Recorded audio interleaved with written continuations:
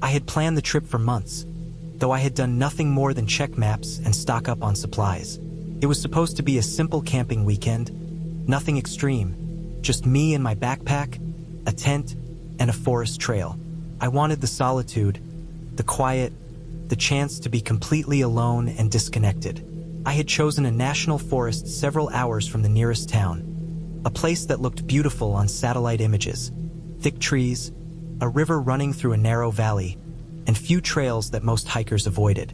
The idea of isolation thrilled me, but it also made me cautious. I packed carefully, triple-checking my gear. Sleeping bag, tent, water filter, first aid kit, rope, flashlight, extra batteries, fire starter, and food for 3 days. I carried a map and compass, even though I had downloaded a GPS trail map on my phone. I told myself it was over-preparation.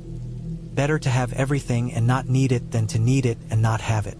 The drive was long, winding through old highways and then onto a gravel forest road that narrowed and grew uneven as I approached the trailhead. The sun was high when I arrived, mid-afternoon, and I could see the faint line of the trail winding into the dense trees. I parked and double-checked my pack, feeling that mix of excitement and nervous anticipation that always comes before a solo trip. The forest was quiet, only the occasional bird call, a woodpecker somewhere deep in the trees. I had left my car parked for anyone to see me start the hike. Someone passing by might notice it, and it gave me a small sense of security that I was still connected to the world even as I walked into isolation. The trail began well-marked, a dirt path lined with thick pine and oak trees. The air smelled fresh, slightly damp, with the mossy scent of the undergrowth. Sunlight filtered through the canopy in warm shafts.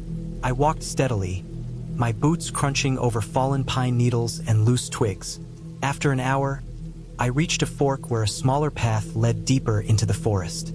According to the map, this path was less traveled and eventually would lead to a clearing near the river, a good spot to set camp.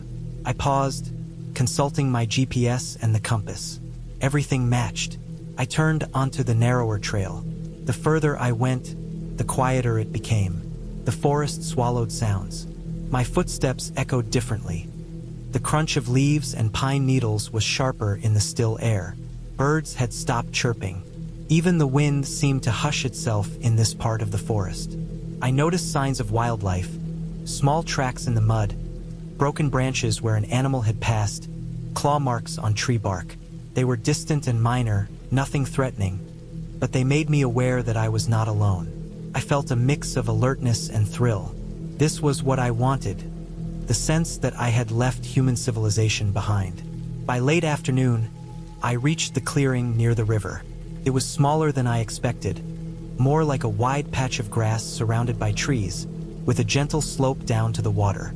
I set up my tent near the edge, making sure it was far enough from the river in case the level rose overnight.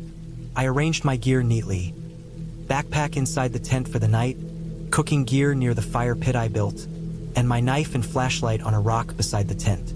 I collected firewood, stacking dry branches and small logs into a tidy pile. By the time I had finished, the sun was low in the sky, orange light filtering through the trees. Shadows stretched across the clearing, and the forest around me darkened in patches.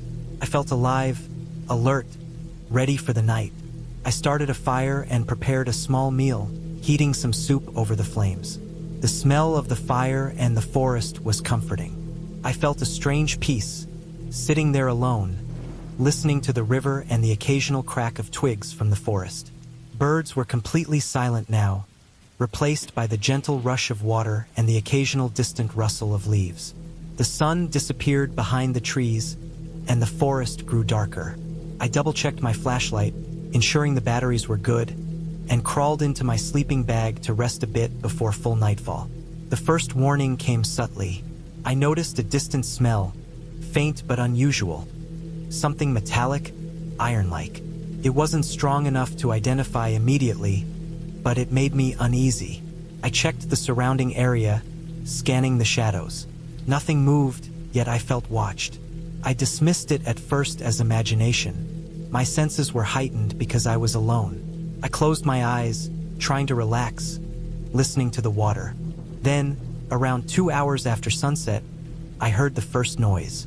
It was faint, almost imperceptible at first, a rustling from the trees beyond the clearing. I froze, straining to hear. The sound came again, soft, deliberate. Footsteps, heavy, careful, but deliberate. Not the scuttling of small animals. My heart rate quickened. I grabbed my flashlight and shined it into the darkness beyond the clearing, sweeping across the trees. Nothing. The light caught the glint of leaves and wet bark, but no figure. I told myself it was a deer or a wild boar, common in this forest, but my instincts screamed otherwise. The pattern of movement sounded too cautious, too aware of me. I tried to continue as if nothing was wrong, returning to my sleeping bag, but the noise persisted, circling the clearing, moving around the perimeter. I held my knife in one hand, flashlight in the other, scanning constantly. Then I saw it, a shadow fleeting between the trees. Not large enough for a bear, not shaped like a deer. Something human-sized. I froze completely, my mind racing. Whoever it was, they were not making any noise except the occasional soft step. I did not see a face, only a dark figure moving slowly, methodically. It paused at the edge of the clearing, just beyond the firelight, as if studying me. I tried to stay calm. I knew that panicking could be dangerous. My first thought was to pack up and leave immediately, but my mind considered the risks. Moving in the dark through unfamiliar forest could be even more dangerous than staying put. I stayed inside the tent, quietly sliding my backpack over the entrance to make it less visible. I turned off the flashlight, listening. The rustling continued. The figure moved closer, and I could faintly hear breathing, uneven, cautious. My pulse pounded. I realized I had not told anyone my exact location beyond the general forest area.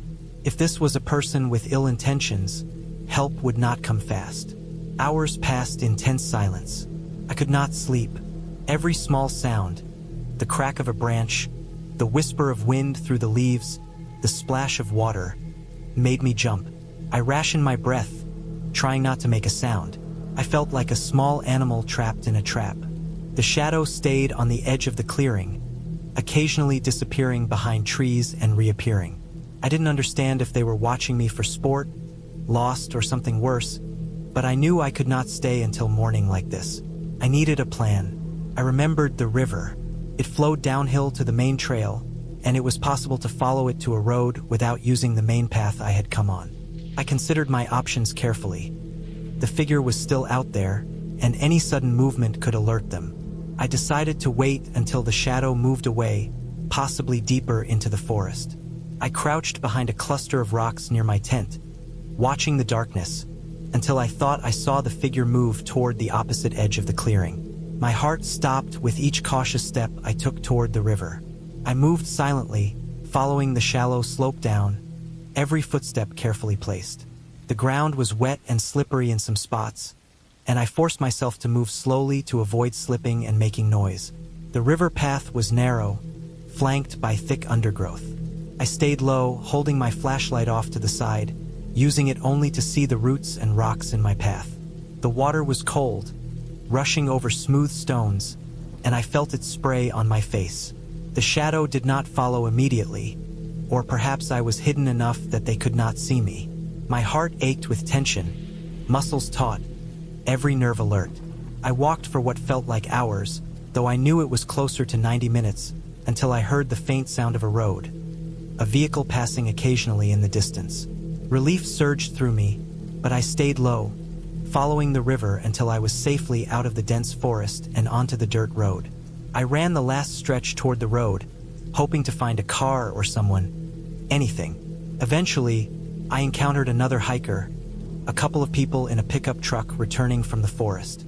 I ran toward them, waving my hands, my voice hoarse and shaky. They stopped, startled, and I explained as quickly as I could. They offered to drive me to the nearest ranger station. I accepted immediately, still shaking from the adrenaline. The road ride felt surreal, the forest shrinking behind me as if the shadows themselves were retreating. I realized I had been hours away from safety, hours that could have ended very differently if the figure had decided to act. At the ranger station, I reported everything: the strange figure, the shadows, the noises. They listened, concerned, and promised to send a patrol to investigate. They explained that this part of the forest had occasional reports of people living off-grid, some dangerous, and that the area I had camped in was often avoided for that reason. I understood now. What I had thought was just a remote camping experience was actually entering the territory of someone who could be unpredictable and possibly violent. The next day, after sleeping and eating properly, I returned to my car with a ranger escort. My equipment was intact, my pack still full, but I was exhausted in a way that went beyond fatigue, mental exhaustion, raw from fear and hyper-awareness. I had survived, and I was grateful for my preparation, my caution, and the instincts that told me when to move and when to stay hidden. I knew I would never forget this night. The forest had seemed peaceful from afar, but up close, in the darkness, it had been alive with danger, a reminder that nature's isolation could bring both beauty and peril. Back home, I took time to recover mentally. I made sure my emergency plans were tighter for future trips, reviewed wilderness safety in even more detail, and understood that the line between adventure and danger could be thinner than I had imagined. I never went back to that part of the forest. I still camp, still hike, but now I do so with even greater respect for the unknown, with a constant awareness that isolation can hide real threats, and that the world beyond civilization is not always empty. It can be quietly watchful and potentially lethal. That night taught me that preparation, caution, and respect for the wilderness are not just ideals. They are survival.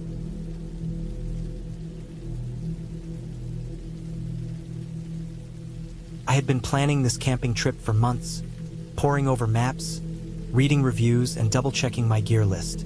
I needed to escape the city for a while, away from the noise, the deadlines, and the constant pressure. I wanted something wild, something raw, but nothing too dangerous. I had finally settled on a remote section of national forest several hours from the nearest town. According to the maps, the trail was moderate, with a few steep sections but nothing extreme. I packed my backpack carefully.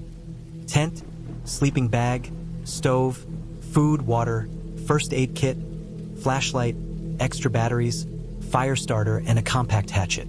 I told myself I was being cautious, but part of me wanted the thrill of isolation. The drive was long and uneventful, the sun gradually sinking behind the hills as I followed the winding road deeper into the forest. By the time I reached the trailhead, the air had turned crisp and cool. There were a few other cars, but not many. I parked, checked my gear one last time, and started down the trail, feeling a sense of calm settle over me. The forest was quiet except for the occasional rustle of leaves and the distant call of a bird. The path was narrow and uneven, covered in roots and fallen branches. I had to watch my step carefully, but it was nothing I hadn't expected.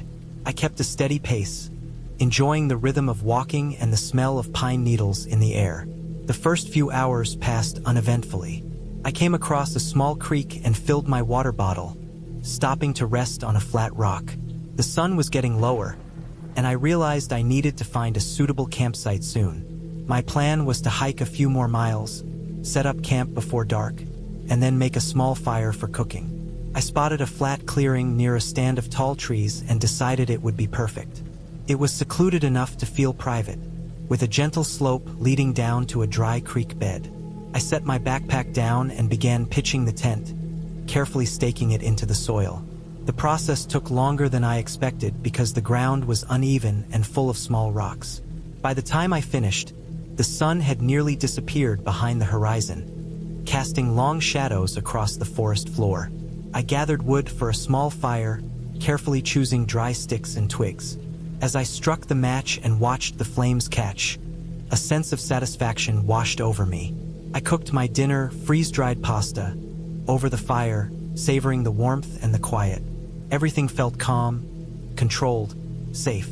But as the last light faded, I began to notice subtle things in the forest.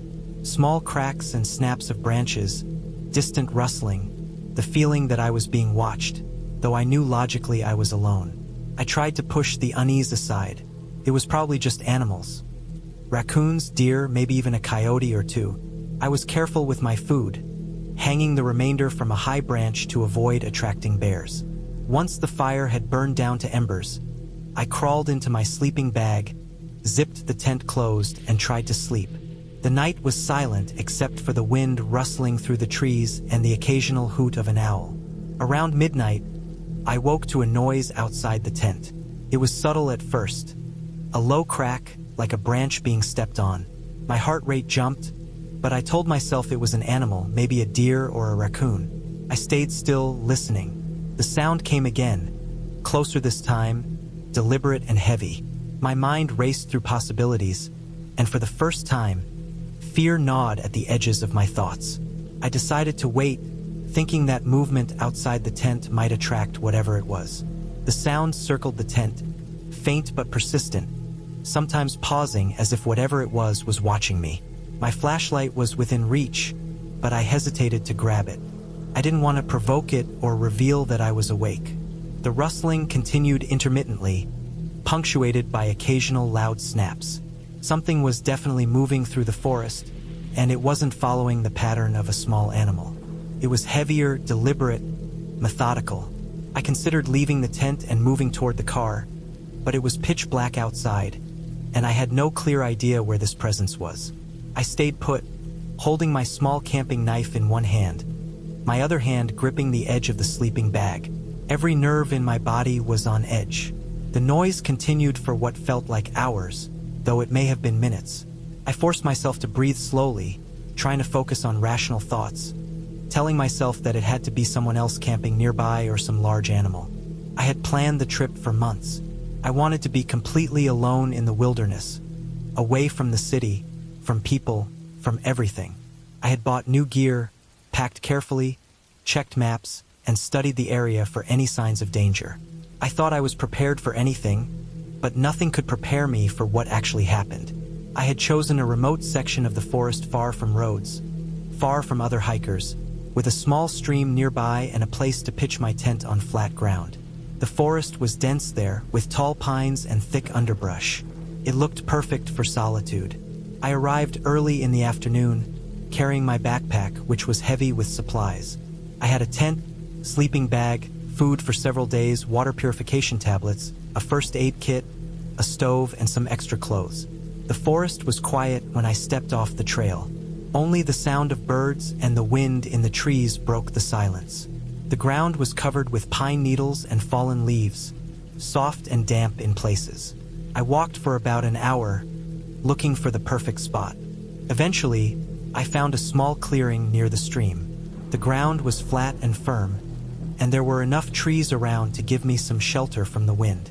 It felt isolated but safe. I set up my tent carefully, making sure the stakes were secure and the rainfly tight. The sun was beginning to lower in the sky, casting long shadows through the forest. I gathered some firewood and arranged it in a circle, stacking small dry branches on top of larger logs. I wanted a good fire to cook my dinner and to keep me warm once the night set in. I cleaned up the area around the tent, removing sticks and stones so I could move freely without tripping. Everything seemed perfect. I even felt a strange sense of peace being completely alone, with no distractions, no obligations, just me and the forest. As the sun set, I started my fire. The crackling flames and the smell of burning wood filled the clearing. I cooked a simple meal, a mix of canned beans and some dried meat, and ate slowly, savoring the quiet. By the time I finished, the sky was dark, and the forest was no longer a place of soft sounds. Every small noise became amplified. The rustling of leaves sounded like footsteps, and the occasional snap of a twig nearby made me tense. I knew it was just animals or the wind, but my mind refused to settle completely. I decided to go to sleep early, lying down in my sleeping bag inside the tent. I had set up everything neatly, with my backpack near the entrance and my water bottle within reach. I had a flashlight and a knife in case anything happened. But as I lay there, I couldn't shake the feeling that something was off. I heard sounds I hadn't noticed before. Faint rustling far off in the trees, a soft thud like something heavy being dropped, and occasionally the sound of something moving through the underbrush closer to my camp. I told myself it was just a deer or some small animal. Still, the unease grew. Around midnight, I woke up to a different sound. It wasn't soft this time. It was deliberate, slow steps very close to the tent. My heart began to pound, and I froze, listening. The steps stopped for a moment, then resumed, moving around the outside of my tent. I could hear the crunch of leaves under heavy boots, the occasional snap of a branch. Whoever it was, they knew I was here. I didn't move, didn't breathe more than I had to, just listened. My mind raced through possibilities. Lost hikers, hunters, or worse. The forest was far from the trail. There shouldn't be anyone here. I thought about my options. I could stay in the tent and hope they left, but that seemed foolish. I could try to run, but the darkness would make that dangerous. I had a flashlight, but turning it on would give away my location. I decided to remain calm and quietly grab my knife from the bag. I crawled carefully to the tent entrance and unzipped it slightly, peeking through the small gap. Outside, I could see a figure moving slowly, large and wearing dark clothing that blended into the night. They weren't just passing through. They were circling the tent, clearly aware of my presence. My mind raced. I had some bear spray in my pack, but I didn't want to provoke whoever it was until I had to. I decided to make noise deliberately, hoping to scare them off. I grabbed a heavy log from the fire circle and dropped it with a loud thud. The figure stopped and froze for a moment, then continued moving slowly around the tent. I dropped another log, this time closer to where I had glimpsed the figure. They stopped again, crouching slightly, like they were trying to be quiet but had noticed me. My stomach churned. I knew I couldn't stay in the tent much longer. If they tried to get in, I would be trapped.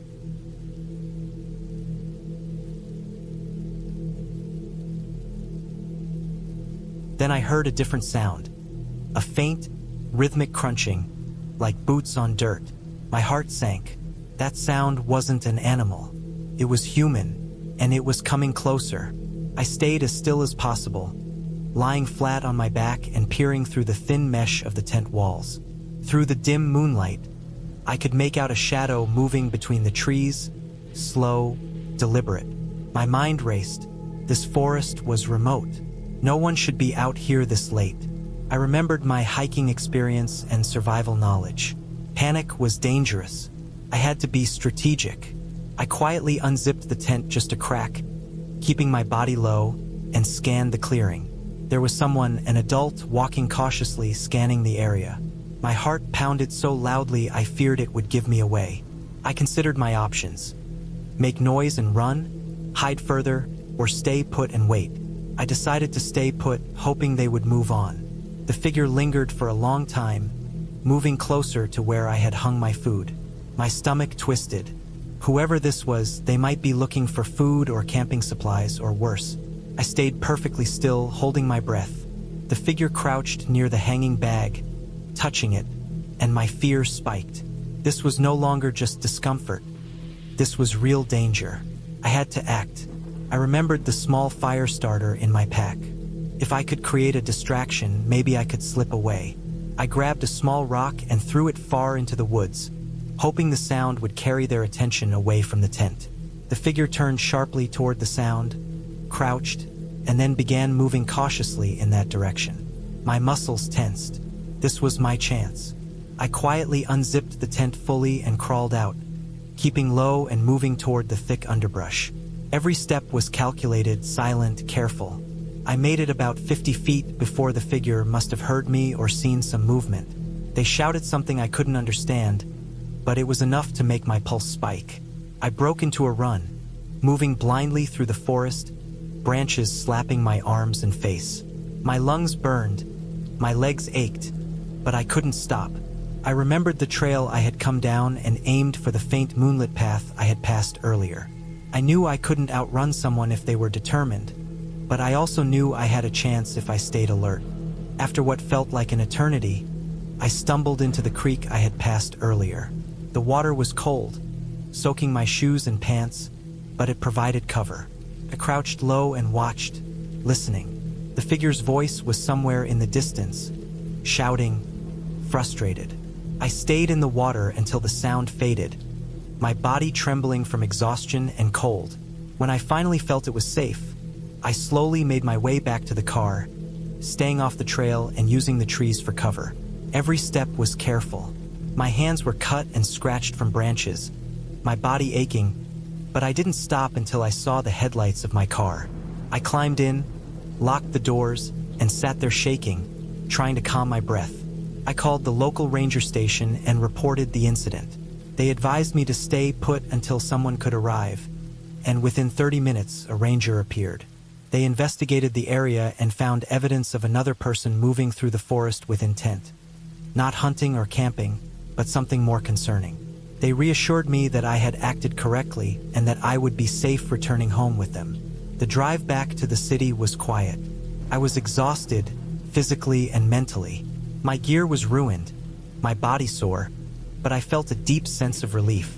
The experience had been terrifying, raw, and real, but I had survived by staying calm, thinking strategically, and trusting my instincts.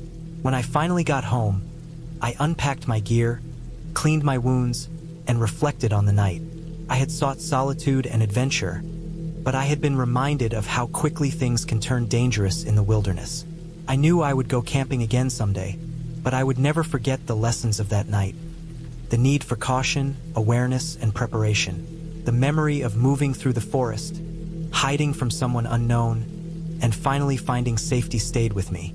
It changed the way I approached wilderness trips, made me more vigilant, more respectful of nature and its unpredictability, and more careful about venturing alone. I kept camping, but with a newfound appreciation for the fragility of safety and the power of staying calm under pressure. I waited until they moved to the far side of the clearing. Then I quietly opened the tent fully and stepped out. My plan was to make a break for the stream. The ground was uneven, but I ran, moving as quickly and quietly as I could. I stayed low, keeping trees between me and the direction I had seen the figure. I could hear movement behind me now, closer and faster. Whoever it was had noticed me running. My heart pounded, my lungs burned, but I forced myself to keep going. I reached the stream and paused, looking around. The water was shallow but cold, and the bank was muddy. I crossed carefully, slipping once and almost falling. I hoped the noise of the water would mask my movements. On the far side, I tried to find higher ground, some place where I could hide. I pushed through thick underbrush, scratching my arms and face, but I didn't care. All I cared about was getting out of sight. After what felt like hours, though it was probably only minutes, I found a small depression in the ground behind a cluster of ferns and low trees. I crouched there, trying to make myself invisible. I waited, holding my breath, listening. The footsteps came again, louder now, as if they were searching. They circled the clearing for several minutes, and I could hear faint voices, though I couldn't make out the words. Then, after what felt like an eternity, the sounds moved away. I waited another half hour before I dared to move. My hands were trembling, and I was soaked from sweat and water, but I couldn't stay there forever. I decided to move toward the trail. I knew it would be several miles, but I didn't care. I had to get to safety. I stayed low, moving quietly through the forest, keeping the moon at my back. I followed the sound of the stream for guidance and kept my knife ready. The forest seemed endless, and every snap of a twig or rustle of leaves made me flinch. I could feel my legs trembling, but I forced myself to keep going. By the first light of dawn, I had finally reached a point where I could see the faint outline of the trail. I stumbled onto it, exhausted and covered in mud and scratches. The moment I saw the trail, a wave of relief washed over me. I followed it as quickly as I could, hoping to find a ranger station or a road. Hours passed, and I kept moving, fueled by fear and adrenaline. Eventually, I saw a dirt road in the distance. I ran toward it, and soon after, a car approached. I flagged it down, and the driver stopped immediately, seeing the state I was in. I explained quickly that I had been camping and someone had been following me. They called the authorities, and a ranger arrived within the hour. I gave my statement and described everything I had seen. The police later found tracks around my campsite that weren't animal tracks, boot prints, and signs of someone moving through the area. They told me I had been extremely lucky. Whoever had been there had left before they could be caught. But they said it was clear I had avoided a potentially dangerous encounter. After that, I didn't go camping alone again for a long time. I stayed with friends or in places where other people were nearby. I also invested in better safety gear and learned more about tracking and survival techniques. The forest hadn't changed, but my perception of it had. I realized that being prepared meant more than packing food and a tent. It meant being aware of your surroundings, respecting the unpredictability of isolation, and always having a plan for danger. Even now, months later, I can't go back to that forest. Every time I close my eyes, I remember the sound of those slow steps circling my tent in the dark, the cold water of the stream, and the crushing fear of being completely alone and hunted. But I also remember the relief of seeing the road, the strangers who helped me, and the feeling that I had survived because I stayed calm enough to think, to act, and to keep moving. The experience changed me, made me cautious, but also made me understand how fragile safety can be when you are alone in the wilderness. I tell this story now not to scare people away from camping, but to remind myself and others that the wilderness is beautiful and dangerous at the same time. It teaches respect, vigilance, and humility. I survived that night, and I carry the lessons with me every time I step into the woods again. Always aware, always prepared, and never underestimating what could happen when you are truly alone.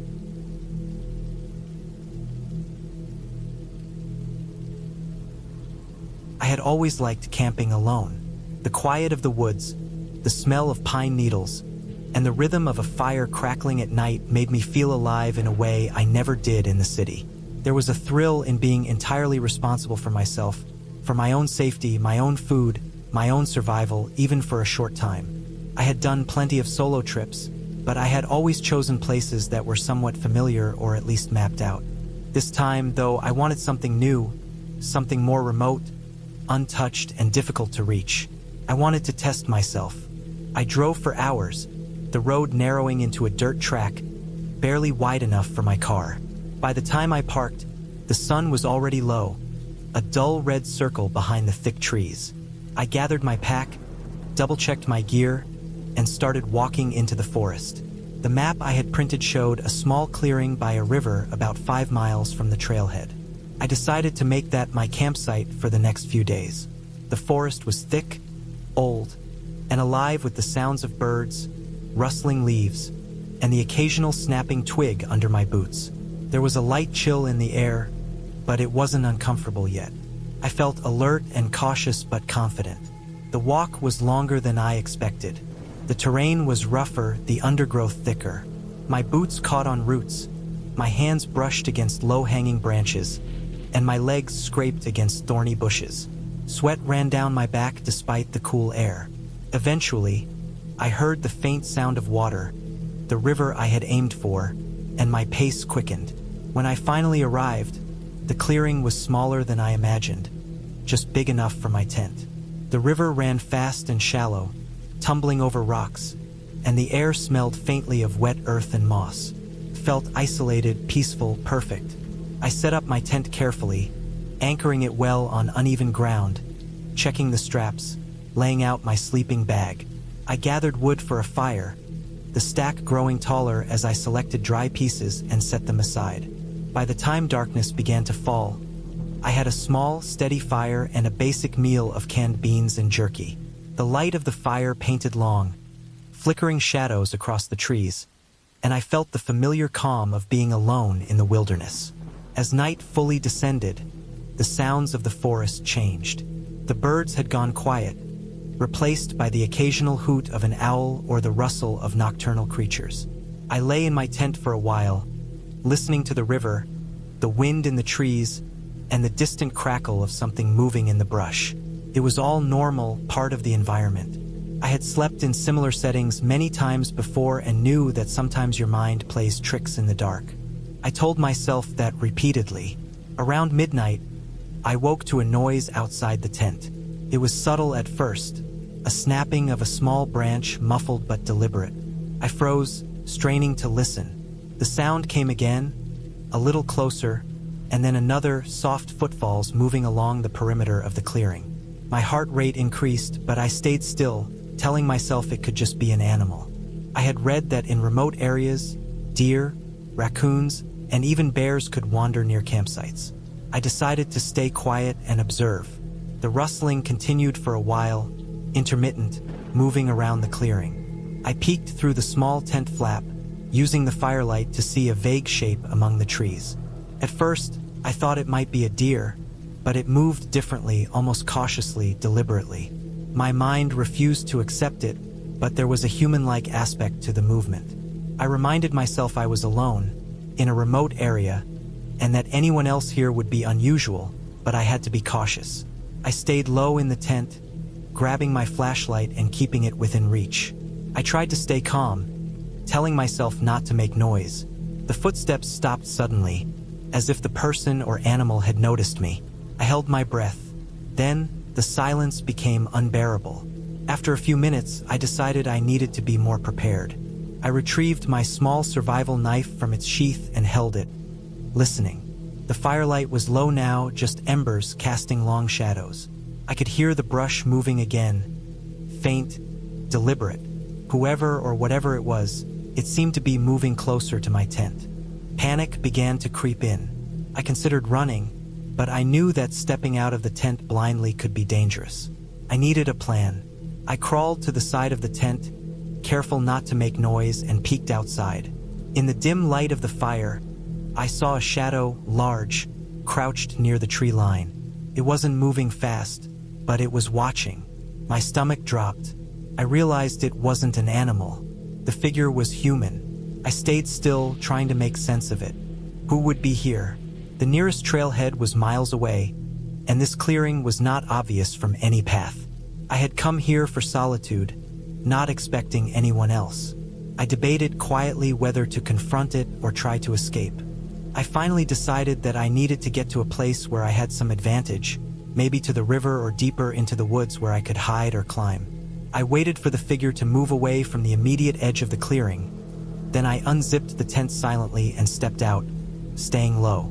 My plan was to make it to the river and follow its bank, using the sound of rushing water to mask any noise I made. The figure had not moved much, still crouched, and I could hear faint breathing or movement. As I crept toward the river, I realized the situation was escalating. Whoever it was, they had seen my tent, maybe noticed me leave. My mind raced. I tried to stay calm, reminding myself to breathe, to move slowly, to keep quiet. When I reached the riverbank, I crouched behind a large boulder, listening. The figure stepped into the clearing, scanning the area. I could see a faint outline against the firelight. They were wearing dark clothing, nondescript, almost blending into the shadows. I stayed still for a long time, waiting for a moment to slip away. I decided my best option was to move downstream along the river. The bank was steep in places, tangled with roots, but the water could help cover my scent and noise. I moved carefully, holding onto rocks and roots, keeping my body low. My heart was pounding, every sound amplified. I could hear branches snapping under the figure's boots occasionally, but they were farther back, not pursuing aggressively yet. Hours seemed to pass. I followed the river, trying to stay out of sight, slipping and sliding on wet stones, cutting my hands and legs on rough edges.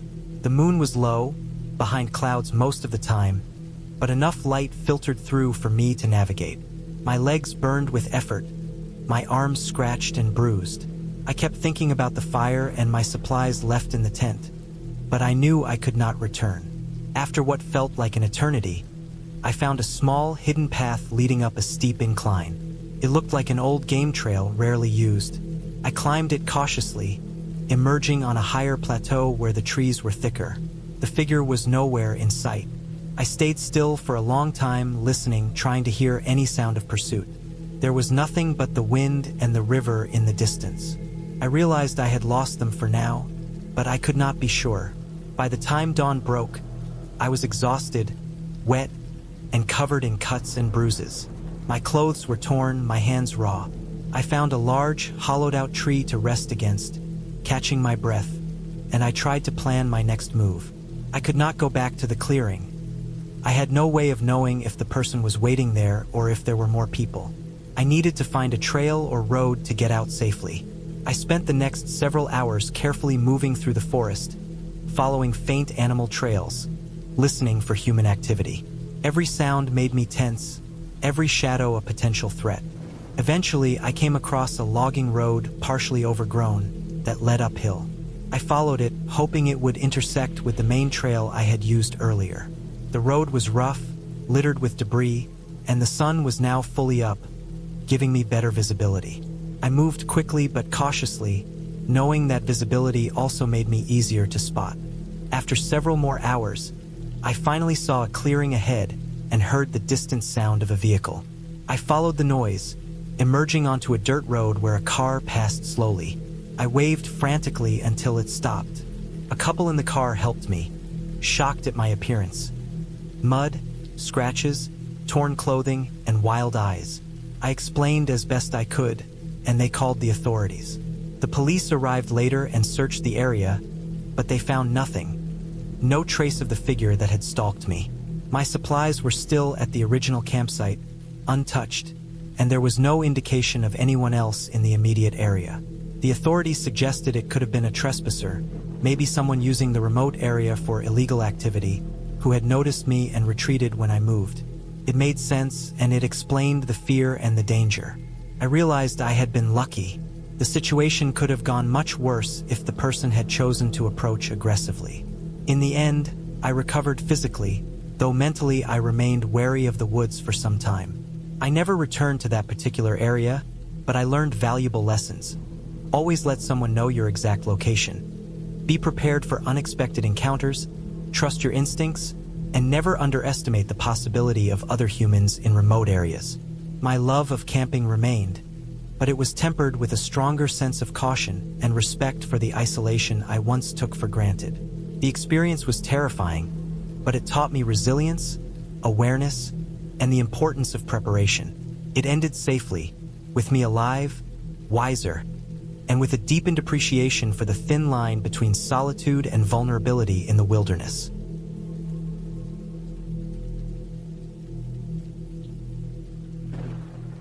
I remember the day I decided to go camping alone. I thought I was prepared, confident in my ability to handle myself in the wild. I had gone on hikes before, sometimes overnight trips, but never a full camping trip alone in a forest that was supposed to be remote and wild. I packed my backpack carefully the night before. A tent, a sleeping bag, enough food for 3 days, a small stove, a water filter, a map of the area, a compass, a first aid kit, some flashlights with extra batteries, and my knife. I checked and double-checked everything. The forest I was going to was in the northern mountains, a place known for thick trees, steep ridges, and some dangerous wildlife. I told myself that I was prepared for anything. The first part of the hike was easy. The sun was warm, the air crisp but not cold, and the trail was well marked. Birds chirped in the trees, and the smell of pine filled the air. I moved at a steady pace, taking breaks occasionally to drink water and look around. I liked to study my surroundings carefully, noticing small details like how the sunlight moved through the leaves or how the ground under the fallen branches felt under my feet. I felt calm and almost happy.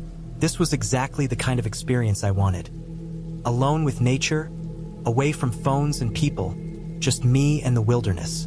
By mid-afternoon, I had reached a fork in the trail. My map was not very detailed, and the trails here were barely marked. I studied my compass and the map, trying to decide which path to take. One path seemed to go along a ridge, which would give me a good view of the forest and might be easier to navigate, but it was longer. The other path went straight into the denser forest, which looked like it might shorten my route. I hesitated, feeling the first flicker of doubt, but I convinced myself that I could handle the denser forest. It looked challenging, but I liked challenges. The trees grew taller and closer together as I moved along the narrow path. The sunlight was now filtered into thin shafts that barely reached the forest floor. It was quieter here. The birds seemed fewer, and even the wind felt muffled. I kept my knife in hand, not because I thought I would need it against animals, though bears and mountain lions were possible, but because it made me feel safer. My backpack felt heavier now, each step more tiring, but I pressed on, thinking that once I found a flat spot, I could set up camp before nightfall. Hours passed. The trail became harder to follow. I tripped over roots, slipped on wet leaves, and had to climb over fallen logs. My shoes were soaked from a small stream that I had to cross. I checked my map repeatedly, but I realized with growing unease that the forest around me didn't match the landmarks. Trees looked the same, ridges looked similar, and the path I had been following seemed to vanish at times, swallowed by brush and undergrowth. My heart started to beat faster. I had been confident before, but now doubt was creeping in. I paused to catch my breath, leaning on my knees, and tried to think logically.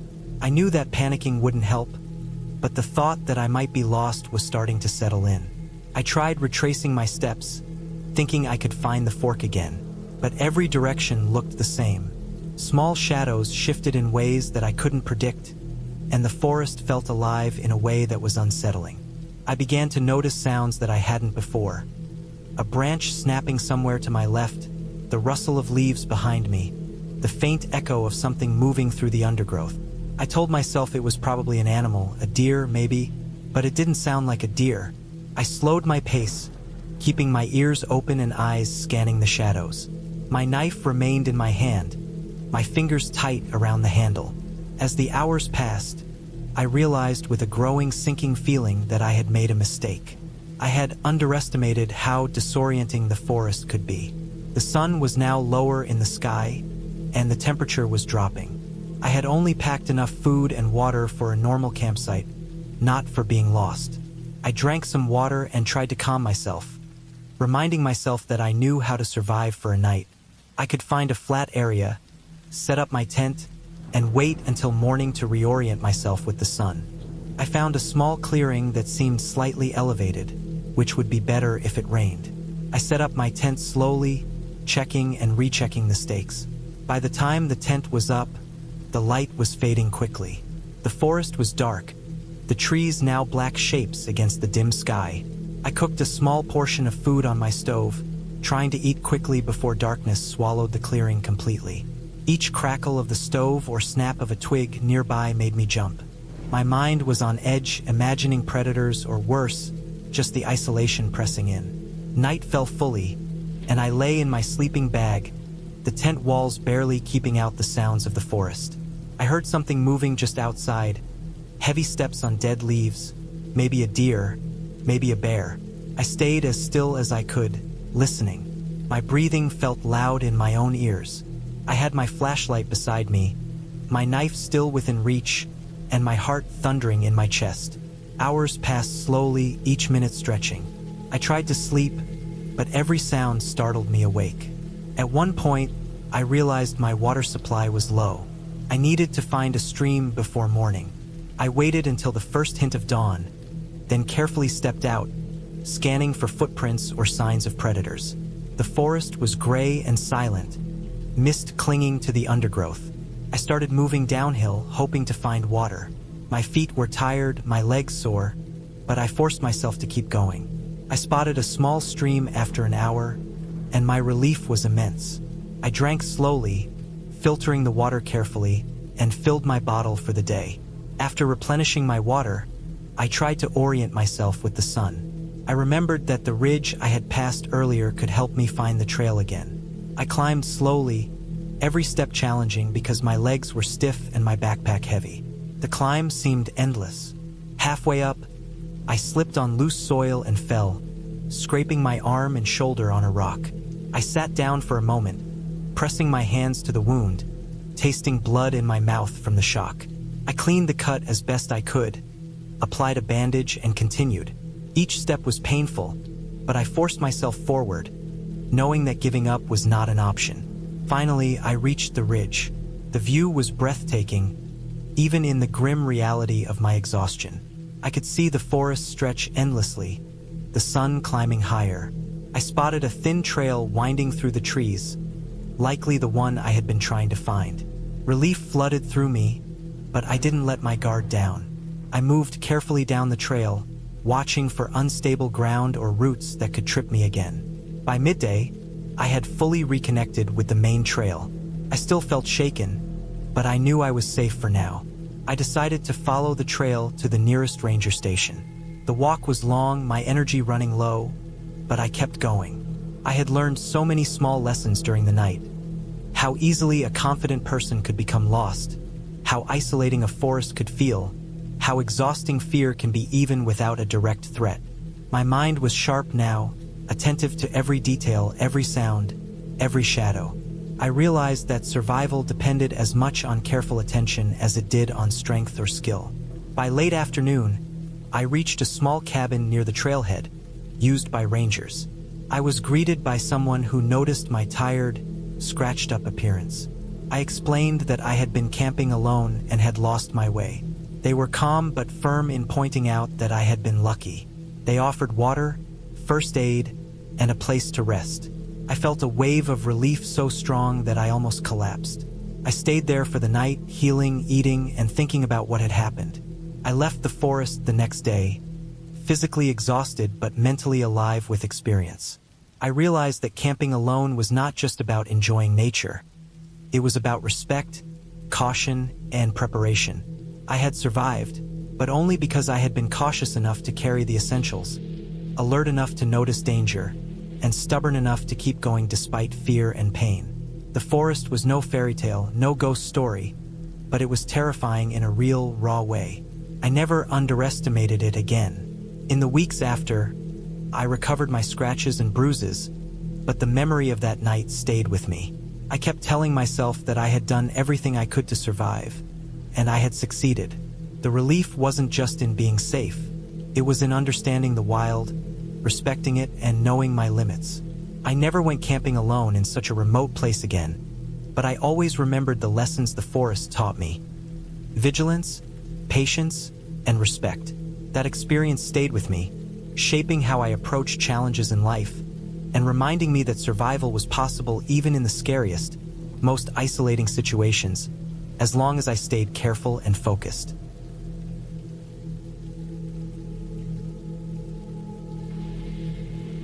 I had always loved the idea of camping alone. There was something about the way nature worked on its own time, the quiet moments broken only by the sounds of wind through trees or the occasional rustle of an animal in the underbrush, that drew me in. It was different from city life, from the constant barrage of notifications, the incessant noise, the people everywhere. Alone in the wilderness, I felt something almost primal, free, alert, and, at times, strangely nervous. I chose a national forest several hours from the nearest town for this trip.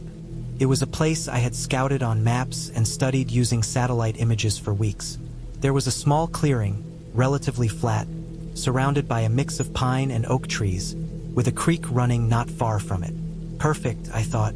Remote enough to feel isolated, but not so remote that it would be impossible to find if anything went wrong. I arrived in the late afternoon. The sun was still high but beginning to lean toward the horizon, painting the forest in a warm, golden glow. I parked my car at the trailhead, checked my backpack one last time, and started down the trail. The path was narrow and winding, with roots sticking out in places and rocks scattered unevenly. The weight of my pack, though not extreme, made each step deliberate. Every so often, a bird would burst into the air, startled by my presence, leaving a brief echo of wings that felt louder than it should in the quiet forest. By the time I reached the clearing, the sun was dipping behind the trees. The shadows stretched long and sharp, painting the ground in dark stripes. I set my pack down and began unpacking my gear. My first priority was setting up the tent. The ground was soft in spots, and I had to move some small stones and branches out of the way. I hammered the stakes in, feeling the vibrations through my fingers. The process was tedious, but there was a strange comfort in the routine. Once the tent was up, I turned my attention to the fire pit. I gathered dry branches and small logs, carefully stacking them for a proper fire. I had learned the hard way in past trips that getting the fire started before it became dark was critical. Darkness was not just inconvenient, it was dangerous. You could trip, lose your bearings, or, as I had learned from reading countless survival stories, become vulnerable to wildlife. Finally, I took a moment to survey my surroundings. The forest was quiet but alive. The creek made a gentle gurgling sound as it moved over rocks. The wind rustled through the branches above, and somewhere in the distance, a deer, or maybe a group of them, shifted through the undergrowth. It was peaceful, but it made me aware of just how alone I was. There were no other campers, no trails near enough to hear voices or see lanterns, just me and the forest. As night fell, the temperature dropped sharply. I had anticipated it, but the cold still seeped through my clothing. I had a sleeping bag rated for low temperatures, but I layered anyway. Sitting by the fire, I ate my dinner. Canned beans, a small pack of crackers, and water. Simple, effective, and filling. The fire crackled and popped, sending sparks into the night sky. I watched them fade into the darkness, feeling a strange mix of satisfaction and tension. I went to bed early. My body was tired from the hike and setting up camp, and sleep was welcome. But as soon as I lay down, I realized that sleeping in the wilderness was different. Every sound seemed amplified. The rustle of leaves became footsteps. A snapping twig became a warning. I reminded myself that animals made most of these noises and that humans were rare in these parts at night. But it did little to ease the tension. Around 2 a.m., I woke to a sound that did not belong to the forest. It was subtle at first, like a footstep crunching over leaves, far enough away that it might have been imagined. I froze, listening. The fire had mostly died down, leaving only embers that glowed faintly. My heart rate increased, and I gripped the small flashlight beside me. The sound came again, closer this time. Deliberate, heavy steps. They weren't soft like deer hooves or quick like a fox. They were slow, heavy, and unmistakably human. I stayed perfectly still, straining my eyes in the faint light. The rustling continued around the edge of the clearing, circling. My first thought was that someone had stumbled across my campsite. I had chosen a remote spot, but not so remote that I was beyond the reach of hikers or hunters. My second thought was fear. I was alone, and this person, whatever it was clearly aware of me. I debated my options. The safest course was probably to stay put until I could determine if the presence was accidental or hostile. Running blindly into the dark forest could lead to injury or worse. I quietly reached for my knife, keeping my flashlight low so it wouldn't attract attention. I listened. The footsteps circled closer, then stopped. Silence except for the creak and the wind. My pulse thudded in my ears. After what felt like an eternity, I realized the person was moving closer to my fire. The faint glow from the embers outlined the shapes of trees and the faint outline of the tent. My mind raced. What did I do if someone was trying to steal from me, or worse? I had no means of immediate defense besides the knife, which offered limited protection at a distance. Then I remembered something from a survival article I had read. Light can be a deterrent. I quietly grabbed a small metal cup and filled it with water from the creek nearby, knowing that throwing it wouldn't do much but create noise and distraction if necessary. I kept still and waited, trying to slow my breathing. The steps stopped again. I could hear a faint breathing, uneven, quick. Whoever it was had realized I was awake. Then a shadow moved past the edge of my firelight. I could see the silhouette of a person, a man likely wearing a dark jacket and hat. He didn't look directly at me, but he was close enough that I felt trapped. I decided I had to act. I grabbed my flashlight and turned it on, pointing it directly at him. The sudden light made him flinch and step back. I shouted, though quietly, more to assert presence than to threaten. I kept the knife in my other hand, ready but controlled. My goal was clear: make him realize I was alert and not vulnerable. The man froze, then backed away slowly. He turned and disappeared into the trees. I stayed still for several minutes, flashlight sweeping the dark, until I was sure he had gone. My heart pounded so hard I thought it would burst, and my hands shook violently.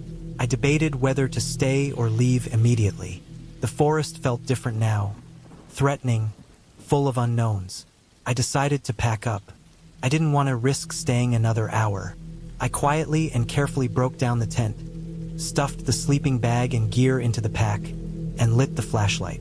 I moved quietly, sticking close to trees for cover. My plan was to return to the trailhead and my car as quickly as possible. The hike back was tense and exhausting. Every sound, the crunch of leaves under my own boots, the snap of a branch, set me on edge. I kept glancing back, expecting the man to appear again. Hours passed. The darkness made everything look different. Shadows were exaggerated, trees seemed closer, and the forest floor became treacherous. I stumbled more than once, but luckily, I didn't injure myself badly. Eventually, I reached the trailhead. My car was exactly where I left it. Relief washed over me, but I still felt tense. I locked the doors, got inside, and started the engine. I sat there for a few minutes, letting the warmth of the car and the locked doors reassure me. Slowly, I realized I was safe, at least for the moment. The next morning, I called the local ranger station and reported what had happened. They took the report seriously, noting that the forest had been relatively quiet that season and that any unauthorized presence could be dangerous. They promised to patrol the area more frequently and asked me for detailed descriptions. I gave them what I could, still shaking as I remembered the dark figure near my fire. I learned several things from that night. First, no matter how prepared you think you are, the wilderness has its own dangers that go beyond animals or weather. Second, humans can be the most unpredictable threat of all. And third, staying calm and making deliberate, careful choices can make the difference between safety and disaster. The experience left a lasting mark on me. I still camped, but I became far more cautious. I chose locations that were not just scenic but also accessible if things went wrong. I carried a whistle, extra light sources, and made sure someone knew exactly where I was going and when to expect me back. The fear never completely went away, but it became a tool, a reminder to respect the forest and its unpredictability. In the end, I made it home safely. The forest, in daylight, seemed serene again. Birds called, leaves rustled gently, and the creek sparkled under the sun. But I would never forget that night. The weight of isolation, the sound of human footsteps in the dark, and the adrenaline that refused to subside until I was behind locked doors. I had survived and I had learned, and in that there was a strange, sobering kind of victory.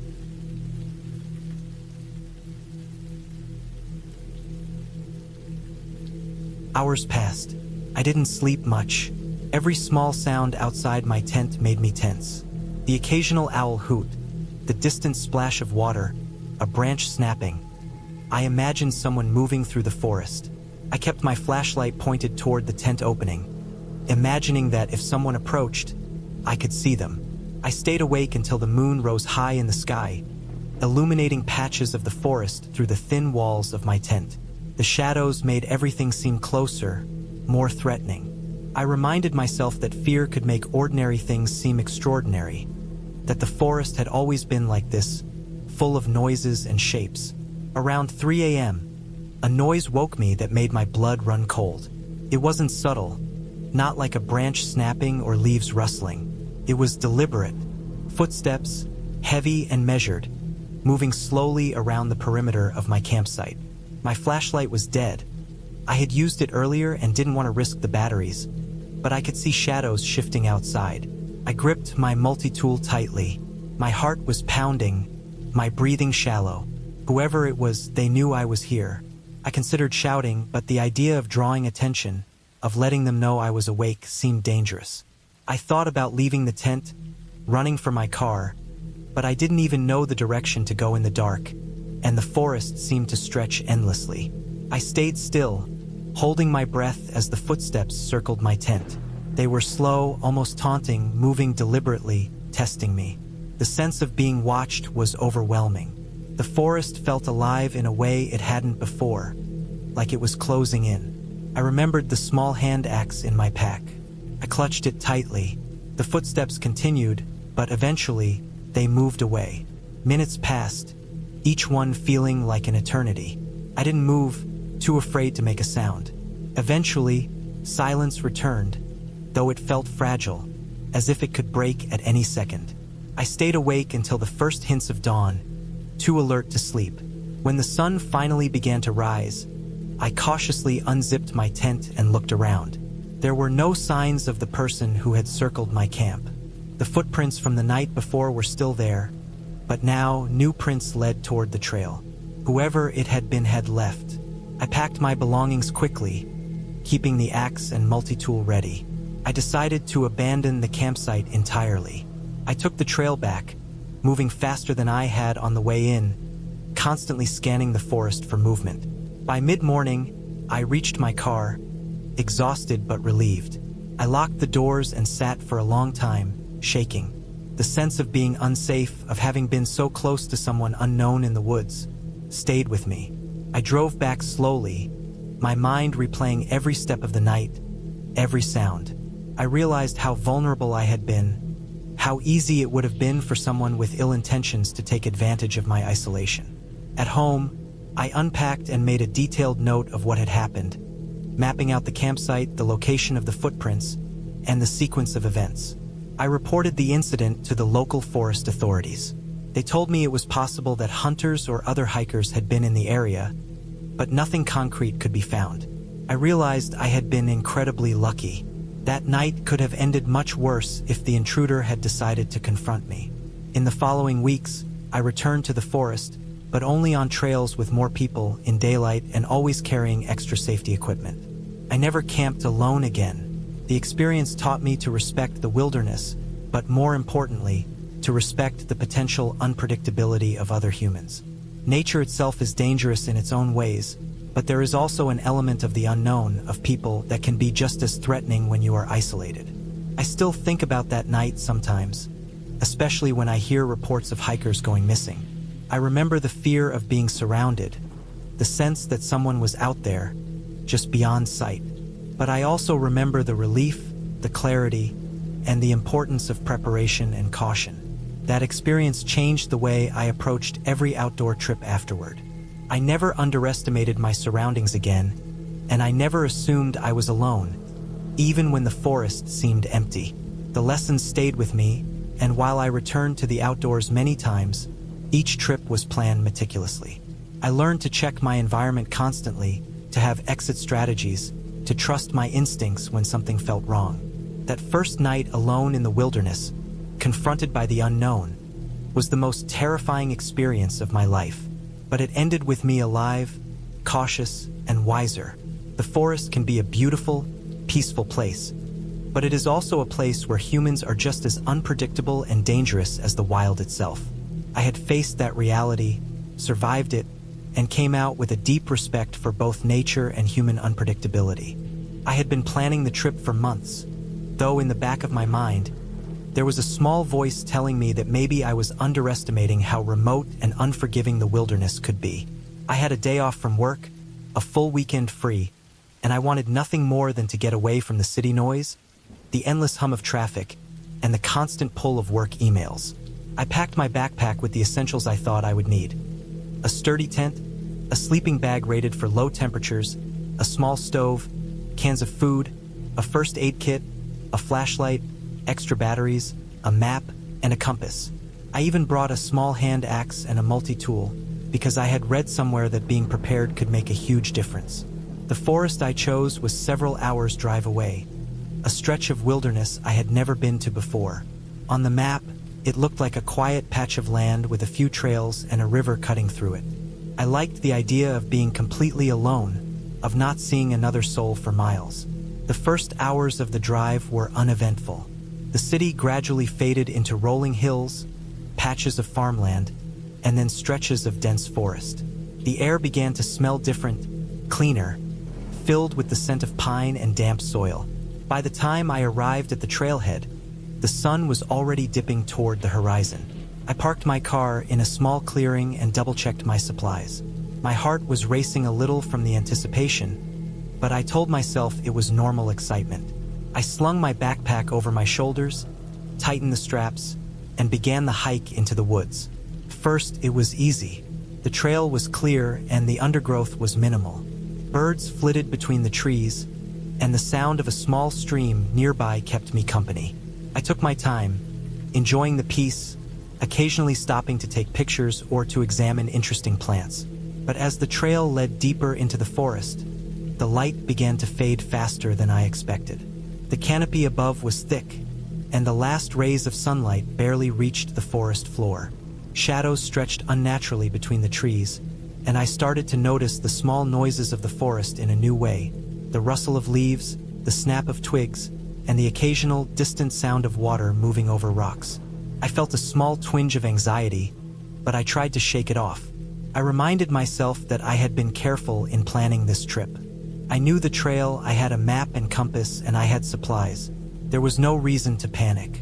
By the time I reached a clearing suitable for camping, it was almost completely dark. I set up my tent on relatively flat ground, making sure it was a few meters away from the riverbank, which could rise unexpectedly at night. I arranged my sleeping bag, set up my small stove, and heated a can of beans for dinner.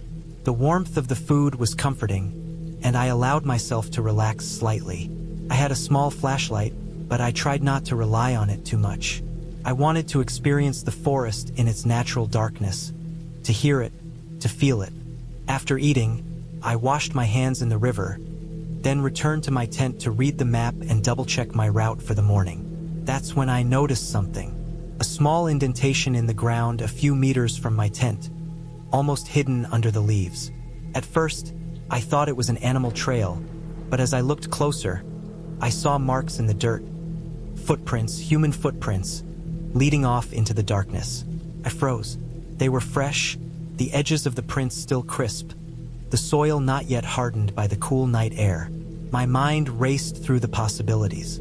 Someone else was in the forest. Someone close enough to have passed right by where I was setting up camp. I considered leaving immediately, but I told myself that it might be nothing. Perhaps hikers had passed by earlier in the day. Still, I couldn't shake the uneasy feeling settling in my stomach.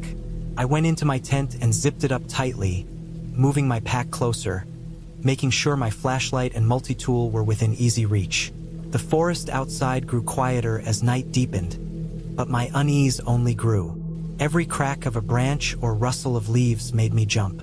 I realized that I had never been so aware of the sounds of nature. I tried to calm myself by thinking rationally. Humans weren't active at night in this forest, the prints could be old, or I might be imagining things.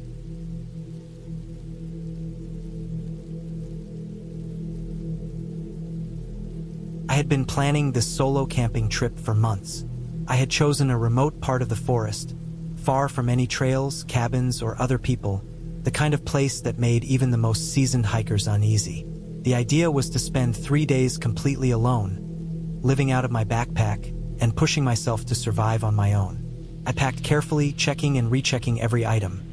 A sturdy tent, a sleeping bag rated for cold weather, a portable stove, enough food for 3 days, water purification tablets, a first aid kit, a flashlight, extra batteries, and a small hatchet for firewood. I knew that the isolation could be mentally taxing, but I told myself it would be worth it. I wanted to test my limits, and I was confident in my preparation. The first day was deceptively easy. The trail to the spot I had picked was long and steep, but not impossible. I hiked for hours, feeling the burn in my legs, hearing the wind whisper through the tall pines, and smelling the damp earth after the morning rain. Birds called in the distance, and small animals scurried through the underbrush. I felt a quiet sense of freedom, walking without anyone else's schedule to follow, without the city's noise or distractions. When I finally arrived at the clearing I had marked on my map, the sun was already low. It was the perfect spot, I thought at first. A flat area surrounded by dense trees, near a small stream that ran quietly through the forest. There was even a pile of dead branches I could use to start a fire. I set up my tent carefully, hammering the stakes into the ground, and made sure it was secure against the wind. As I unpacked my gear, I noticed the quiet around me had deepened. No birds, no rustling, no insects, only the soft sound of the water trickling nearby. I built a small fire and cooked some of my food. The warmth was comforting as the sun dipped below the horizon, and I watched shadows grow long and dark among the trees. That first night passed without incident. I slept lightly, waking once or twice to the occasional snapping of a branch, but convinced it was just the wind. The second day started clear and bright.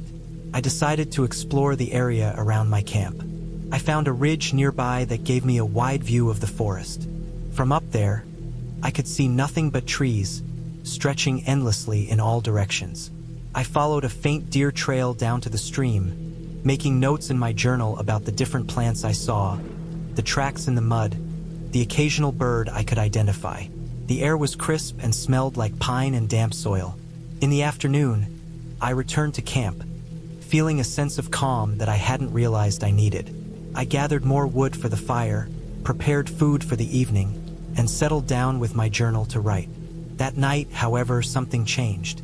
As I lay in my sleeping bag, I could hear faint sounds that didn't make sense. A twig snapping here, the brush moving there.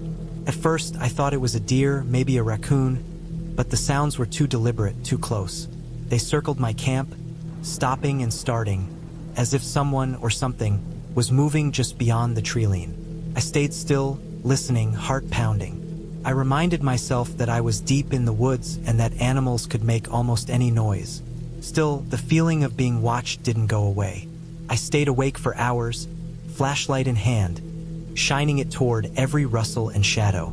Eventually, exhaustion won, and I fell into a fitful sleep. The third day started with tension. I kept my tent zipped up, my fire small and hidden, and I moved slowly, always scanning the surrounding forest. I tried to stick to familiar paths I had explored the day before, but every shadow seemed heavier, every sound sharper. Around noon, I went down to the stream to collect water. That's when I saw it. Footprints. Not animal tracks, but human footprints, fresh and large, leading along the stream and circling near my camp. I froze, stomach twisting. I had told myself I would be prepared for wildlife, but this was different. Someone had been here. I looked around, trying to see if anyone was near, but the forest seemed empty. My first instinct was to pack up and leave immediately, but I also knew it would be difficult to navigate the dense woods safely without daylight. I returned to my camp cautiously, gathering my belongings, trying to make as little noise as possible. The next few hours were tense. I stayed alert, listening for any sign of movement. I even packed a small rock in my pocket for defense. As evening approached, I realized I had two choices: stay and risk being discovered, or move through the forest in fading light, hoping I could reach the main trail I had come from. I decided to leave. I took my backpack and started walking, following the faint ridge I had climbed the first day. At first, it was quiet, almost eerily so. The forest seemed to close in around me, the shadows stretching long and dark. My legs ached, my stomach grumbled, and I felt the cold start to creep in as the sun dipped lower.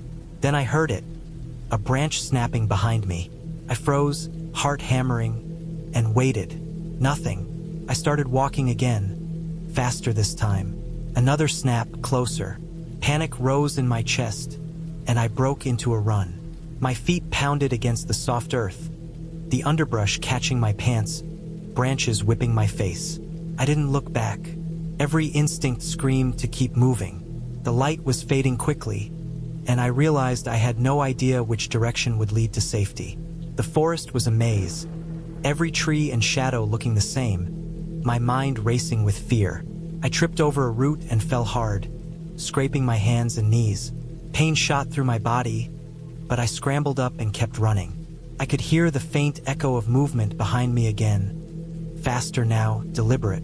My chest burned, my lungs screamed, but adrenaline pushed me onward. The path I had memorized earlier in the day seemed to twist and change in the darkness.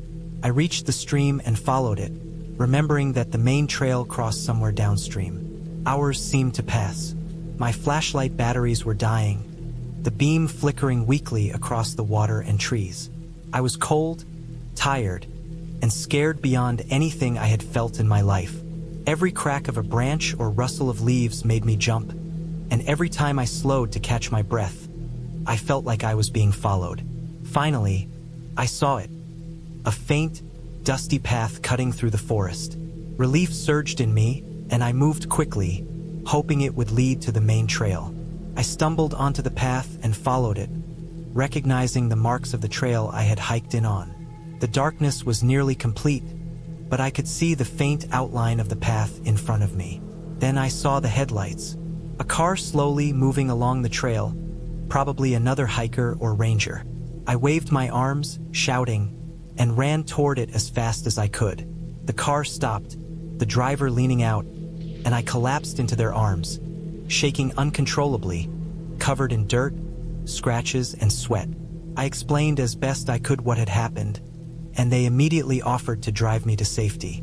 When I finally reached a small town nearby, I called the authorities. Rangers went back to check my campsite the next morning. They found footprints circling my camp, large and heavy, but no one had been caught. The forest returned to its quiet, empty state, but I knew what I had felt. The presence of someone tracking me, waiting, testing me. I couldn't prove it, and I didn't see them, but I knew I hadn't imagined it. I spent the next few days recovering, thinking about the experience. I realized that the woods, no matter how well prepared you are unpredictable. You can prepare for weather, for animals, for injuries, but not for other people. That lesson stayed with me. I never went back to that campsite. I still love the outdoors, the quiet, the freedom of the forest, but now I respect the possibility that someone else might be there, watching, waiting, with intentions I can't control. I learned to trust my instincts, to stay alert, and to never underestimate the isolation. Looking back, I feel a strange mix of fear and respect. Fear because I realized how vulnerable I can be, even with preparation, even with knowledge. Respect because surviving that night, finding my way back to safety, forced me to trust my skills, my senses, and my endurance in ways I never had before. That experience changed how I see camping and the wilderness. I know now that solitude can be beautiful but also dangerous, and that preparation is more than packing supplies. It is understanding that reality is unpredictable and that human beings are the most unpredictable factor of all.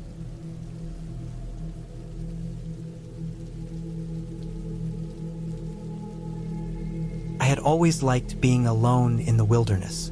There was something about the quiet, the smell of pine and wet earth, and the way the wind moved through the trees that made me feel alive.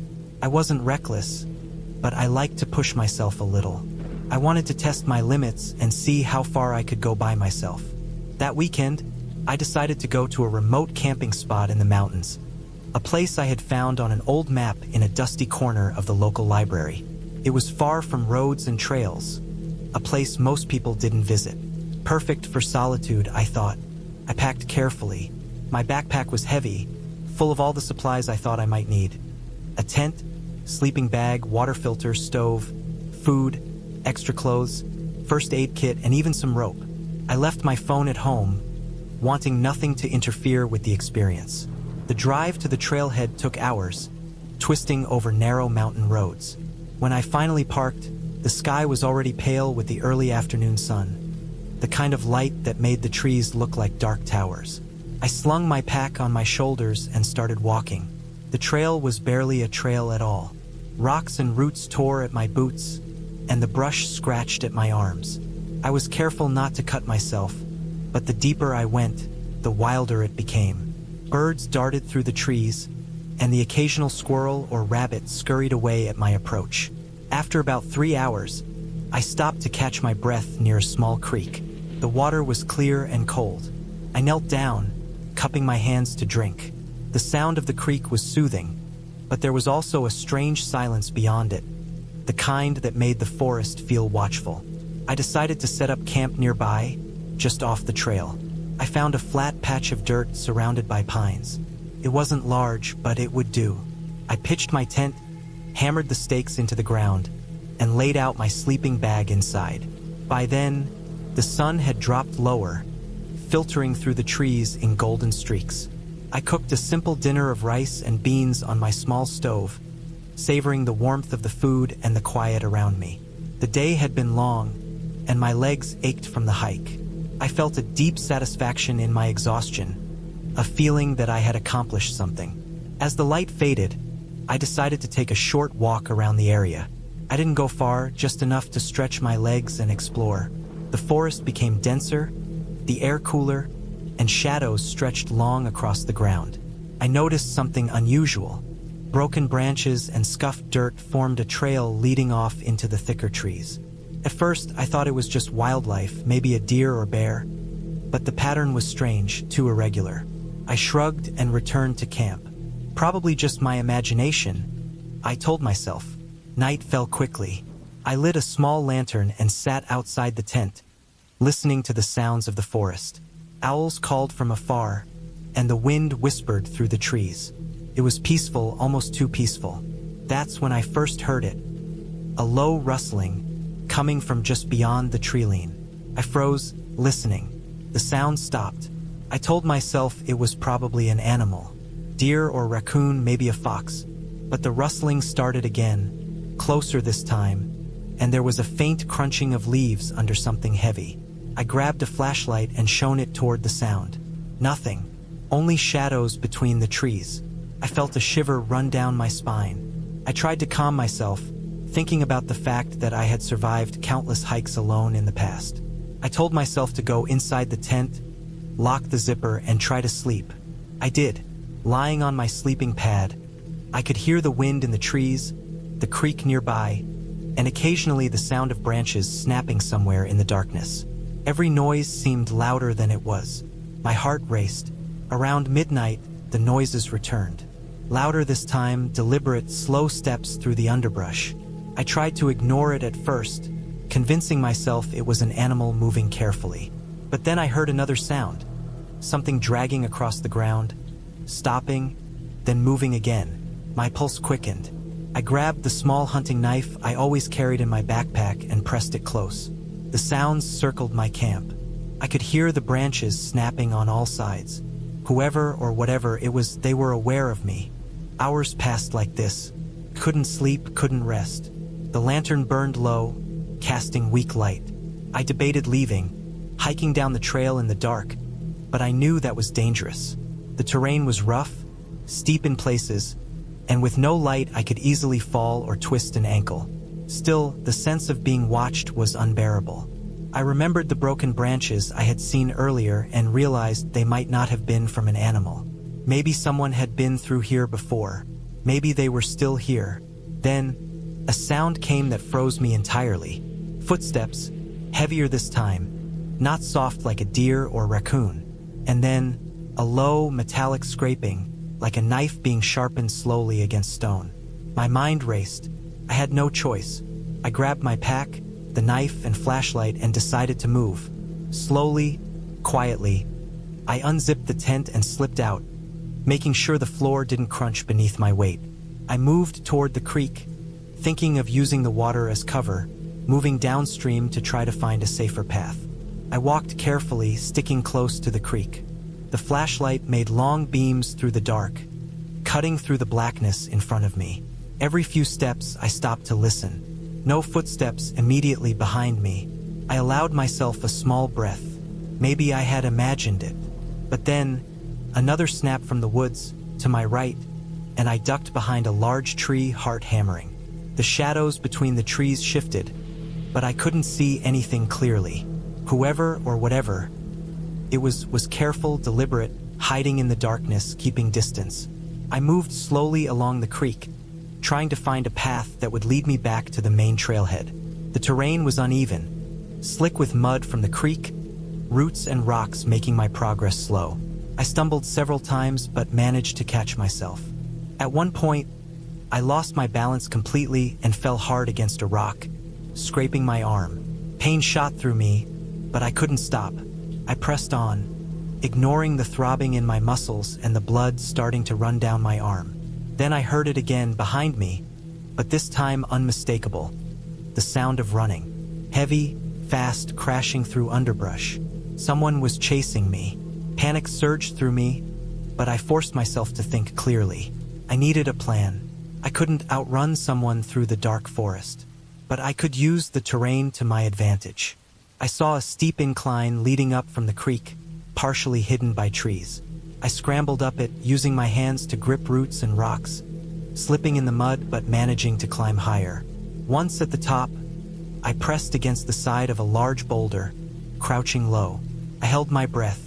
In the faint moonlight, I could see movement below, someone moving slowly, looking for me. I didn't know if they were armed or what their intentions were.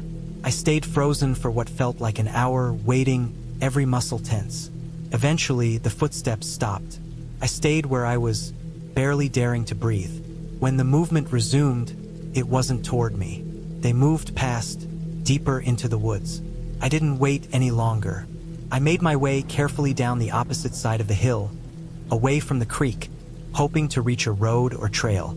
I kept moving all night, climbing, slipping, and stumbling, guided only by the faint light of the moon. My arm was bleeding, my legs burned with exhaustion, but I kept going.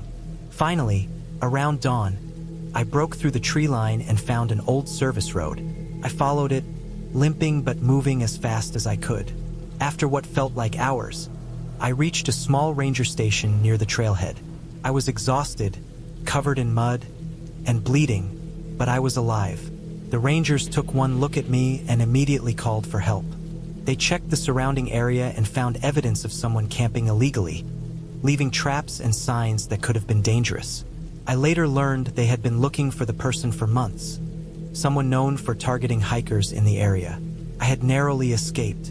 After that experience, I never went camping alone in remote areas again. I still loved the wilderness, but I learned a harsh lesson about preparation, awareness, and the dangers of assuming solitude is safe. I kept a careful map, let someone know my plans every time, and always carried extra means of defense.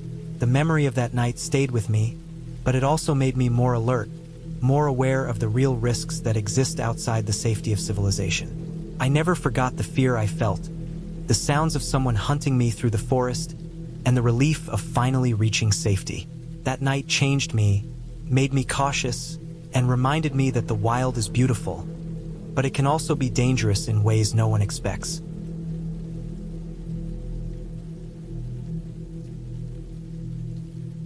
I had been planning this camping trip for months. It was the kind of trip that I had pictured in my mind over and over, imagining myself in a remote place, away from the noise of the city, surrounded by dense forests, fresh air, and quiet.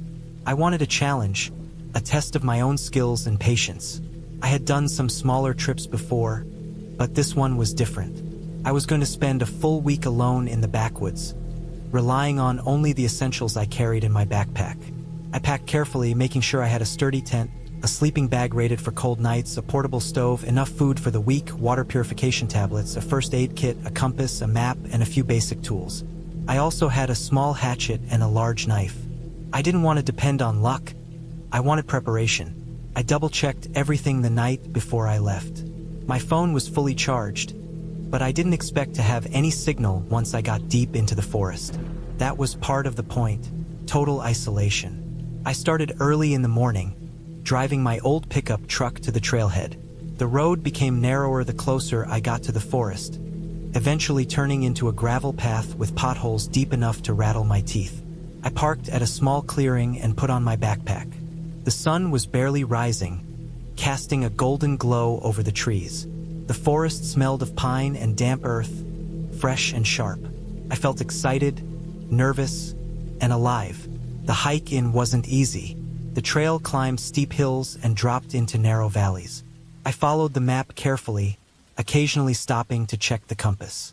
I noticed the sounds of the forest changing as I went deeper. Birds called to each other in the mornings, but as I moved farther, the calls grew quieter, replaced by the rustling of leaves, the distant snap of a branch, and the occasional sound of an animal moving through the underbrush. I told myself these were just deer or squirrels, harmless creatures, and I kept moving. By midday, I reached the spot I had chosen for my campsite. It was a small clearing beside a creek, hidden enough to feel private, but with enough open space to set up a tent. The creek's water was clear, cold, and fast-moving, running over smooth rocks and creating a soft, constant murmur. I dropped my backpack and took a deep breath, feeling the satisfaction of having arrived. I set up the tent carefully, making sure it was level, staking it down firmly, and arranging the sleeping bag inside. I collected some dry wood and small branches for a fire later, and then sat by the creek, eating a quick lunch from my packed food. The forest was peaceful, but there was an underlying tension I could feel. Being alone in a place so isolated made me hyper-aware of every sound, every movement. Every rustle in the bushes made my pulse quicken. The first night arrived and I made a fire. The flames crackled, casting flickering shadows across the clearing. I cooked a simple meal on my stove and drank some water from the creek, after purifying it. As darkness fell, the forest changed entirely. The sounds became sharper, more distinct. The hoot of an owl, the distant howl of a coyote, leaves rustling as small animals moved through the underbrush. I stayed near the fire, keeping a hatchet close by, feeling both comforted and on edge. Around midnight, I was lying in the tent when I heard a sound that made my stomach tighten. It was a snapping of a branch close to the tent. I froze, listening. The sound didn't repeat immediately, but I could hear movement, careful, slow, deliberate. My mind raced. I had told myself stories about hikers encountering bears, but I hadn't thought it could happen to me. I reached for my knife, trying to calm my breathing. Then I remembered the bear spray in my backpack. Slowly, quietly, I unzipped the tent and grabbed it. The snapping continued, moving closer. I stayed very still, watching the edge of the clearing where the darkness of the trees pressed in. Then I saw it, a large figure moving through the shadows. It wasn't a bear, it walked upright. My heart jumped, my stomach turned. Whoever or whatever it was, it had noticed my fire, my camp. The rational part of me told me not to panic, to wait, to observe. The rest of me screamed that I was completely exposed, completely alone, and completely vulnerable. I didn't make a sound. The figure stayed on the edge of the clearing, just beyond the reach of my firelight. I could make out the faint glint of something in its hands, the slow, deliberate steps it took. I remembered everything I had packed, the knife, the hatchet, the bear spray, the small flare gun I had brought for emergencies. But I also knew that if it came closer, I would have seconds to react. I decided to stay absolutely still, silent, pretending to be invisible, hoping it would lose interest. Hours passed. The fire burned low. The figure didn't approach further, but it didn't leave. It stayed at the edge, occasionally moving slightly, always watching. I stayed in the tent, barely breathing, trying to stay awake without making noise. My body ached. My muscles cramped from sitting still for so long. Dawn came slowly, light creeping over the forest, revealing every tree, every bush, every detail. When the sunlight finally hit the clearing, the figure was gone. I didn't hear any sounds of it leaving, but the forest was quiet, almost too quiet. I waited for a long time before venturing out. I packed up quickly, deciding to abandon the campsite. I followed the trail back, keeping my eyes and ears open. I didn't see any sign of the figure again. No footprints, no trash, nothing to suggest it had been real. But I knew it had been there. The encounter left a mark, something primal and deep in my mind. A memory of absolute fear, of being completely exposed in the wilderness with no one to help. When I finally reached my truck, I collapsed in the driver's seat, shaking, exhausted, but alive. I felt a wave of relief and gratitude that I couldn't fully describe. I had survived. The fear lingered, but it was joined by a sense of accomplishment. I had faced a situation that tested every bit of my preparation, every decision I had made, every skill I had practiced. I learned that fear in the real world is sharp, physical, and immediate, and surviving it is more about patience, awareness, and staying calm than anything else. On the drive home, I kept replaying everything in my mind. I didn't know who the figure was or why it had been there. Maybe a poacher, maybe someone else camping illegally, maybe someone with worse intentions. I didn't know, and I didn't want to think about it too much. What mattered was that I had made it through, and I had a story to carry with me. A story of survival, of vigilance, of the raw, unfiltered reality of being alone in the wilderness.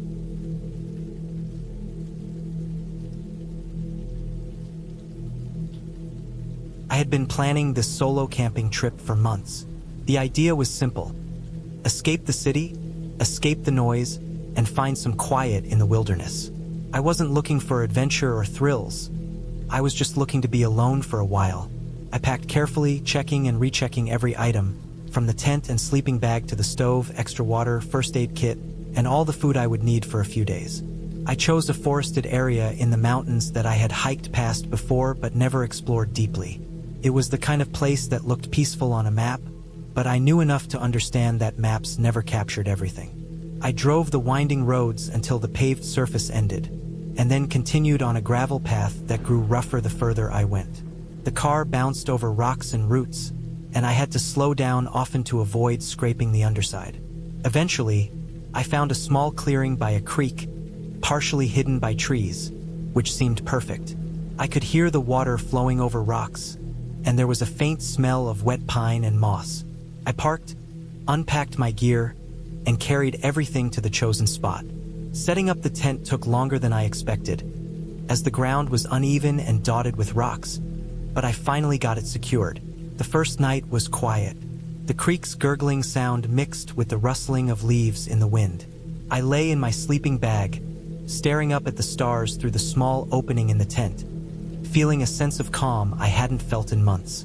I had brought a flashlight, but I preferred the darkness, trusting that I had prepared well and that I was alone. I had read too many stories about people being careless in the wilderness, and I was careful to follow every guideline I could remember. Keeping food sealed and away from the tent, having extra water, and knowing the terrain. The next morning, I woke early, feeling the chill of the air against my skin as the sun began to filter through the trees. I had brought coffee in a small portable stove, and I spent a while sitting on a rock by the creek, sipping it slowly while listening to the birds. I hiked a bit upstream, marking some points on my map, and then returned to camp to cook breakfast. The day was uneventful, filled with hiking, photographing the area, and just wandering through the forest. By evening, I was tired but content, setting up a small fire to cook dinner. I noticed something strange that first evening, though. While walking back to the tent after gathering firewood, I thought I saw a figure move between the trees, just at the edge of my vision. I froze, listening. The sound of the creek was louder in my ears, and after a minute or two, the feeling passed. I shrugged it off as a trick of light or my imagination. I was alone, and my mind was starting to play games after the long silence. The second night was colder. I had layered up and tried to stay close to the fire as long as possible. Eventually, I had to retreat to the tent, feeling the isolation settle into my chest. I slept fitfully, half waking to strange noises, the wind, branches snapping, and an occasional rustle from somewhere in the darkness. The forest felt alive in a way that was both beautiful and unnerving. On the third day, I decided to explore deeper into the woods. I packed a small bag with essentials, leaving the main camp behind. The trees grew denser and the terrain more difficult. At one point, I had to climb over fallen logs and navigate a steep incline with loose soil and rocks. It was exhausting, but the isolation felt freeing. As I moved deeper, the forest seemed to close in, and I realized I had been walking in circles more than once, though I hadn't noticed at first. The map in my pocket became my lifeline, though I was beginning to doubt my ability to read it correctly in such dense forest. Late in the afternoon, I stumbled upon an area that looked recently disturbed. The ground was flattened, and there were broken branches and trampled foliage. At first, I thought perhaps an animal had passed through, but the marks were too large for deer or elk. Something heavier, perhaps a person, had been here. My heart started to race. I tried to convince myself that it was another camper or a hiker, but the area was isolated. I made a mental note to return to camp quickly. On my way back, I realized the path I thought I remembered no longer looked familiar. The trees seemed to have shifted positions, the sun was lower, and the creek sounded farther away. Panic began to creep in. I started marking trees with small cuts in the bark and tying pieces of fabric to branches, hoping to trace my way back. The shadows were growing long, and I could feel the temperature drop quickly. The forest had gone from peaceful to menacing without warning. Hours passed, and I began to hear things. At first, it was subtle. The occasional branch cracking, a low rustle in the undergrowth, the sound of something moving that didn't belong. I kept walking, trying to stay calm, repeating that I was prepared and that I knew how to navigate. But as darkness fell, the noises increased. I could hear what sounded like footsteps following me, always just far enough away that I couldn't see anything. My flashlight, which I had relied on, only illuminated a few feet ahead, casting eerie shadows that made the forest feel alive. I finally saw a faint glow in the distance. Thinking it might be my campfire, I ran toward it, but the glow kept moving farther away as if the light was just beyond reach. My mind was racing, Was it another camper? Someone who had been following me? My heart pounded, my muscles burned from fatigue, and my throat felt dry and tight. I stumbled over roots and rocks, occasionally falling, scraping my hands and knees. Eventually, I stopped, realizing that chasing the light was dangerous. I needed to find a safe spot for the night. I found a small clearing, partially sheltered by trees, and used my remaining supplies to create a makeshift camp. I built a small fire using dry branches and leaves, careful to keep it controlled. I kept my knife close and prepared for a long, cold night. The sounds in the forest were relentless. Rustling, snapping branches, and what felt like footsteps circling me. I stayed awake, terrified, barely blinking, and only moved to feed the fire and water myself. Morning came slowly. The sun's rays filtered through the trees, and I could finally see the surroundings more clearly. My small fire had burned low, but it had kept me warm. I examined the area and realized the disturbances I had noticed before were likely made by bears or large animals. The steps I heard were probably from deer or elk moving through the underbrush. My panic had magnified ordinary sounds, but the fear had felt real and immediate. I packed what I could, determined to make my way back to the car. I used the creek as a guide, following it downhill, which eventually led me to a small, wider trail. I recognized parts of the path I had driven on, relief flooding me. By mid-afternoon, I saw my car, parked exactly as I had left it, dust covering the windows. I collapsed into the seat, exhausted, shaking, but overwhelmingly relieved. Driving back to civilization, I reflected on the experience. It was terrifying, but it had been a lesson in preparedness, patience, and respect for nature. I had been careful, but the forest had tested me, showing how easily fear could creep in when one is isolated and disoriented. I realized that planning, knowledge, and calm thinking were crucial to surviving in the wilderness. I had made mistakes, underestimating the difficulty of navigating, relying too heavily on landmarks, and letting panic take hold, but I had also persevered. Once I returned home, I spent days inspecting my gear, noting what had worked and what hadn't. I researched local wildlife more thoroughly, learning how to distinguish the signs of large animals and how to respond if I ever found myself alone in the woods again. I understood that the forest was not dangerous in itself, but misjudgment and lack of preparation could make it deadly. A week later, I returned to the same area, but this time I was better prepared. A GPS device, extra water, proper food storage, and knowledge of the trails. I stayed closer to marked paths and made a mental note of potential shelter spots along the way.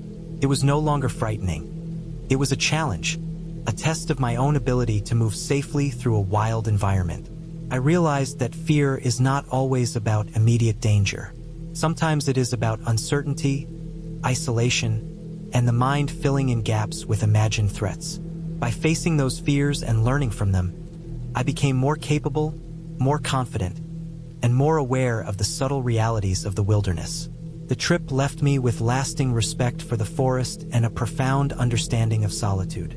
I had survived without injury or harm, but the memory of that first night, the endless rustling, the feeling of being followed, the darkness pressing in remained vivid. It reminded me that preparation, awareness, and calm reasoning are the most powerful tools anyone can carry into the wilderness. I never underestimated the forest again, and I never forgot the lesson that fear, while natural, can be overcome through patience, observation, and careful action. I kept my maps, my gear, and my notes, planning for future trips, knowing that with proper respect and preparation, even the most isolated and terrifying moments could be faced and survived.